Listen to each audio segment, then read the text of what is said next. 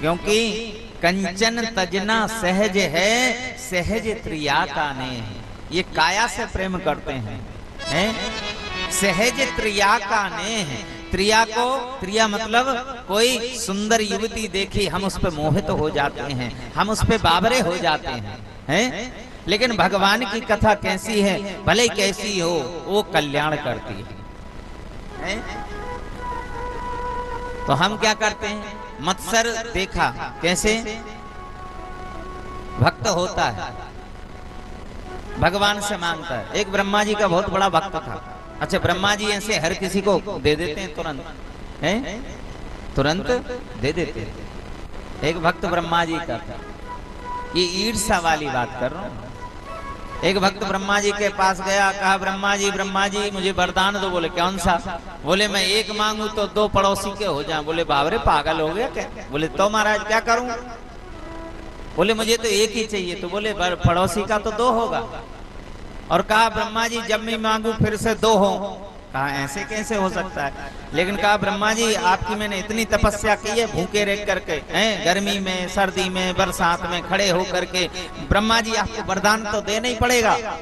भक्त बावरा हो गया, पागल हो गया कि ठीक है आप मांगते हैं तो मैं दे देता हूं। कहा तथास्तु, दे दिया वरदान।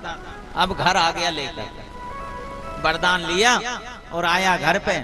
सुबह होते ही कहा हे ब्रह्मा जी बस मेरा एक मकान बन जाए।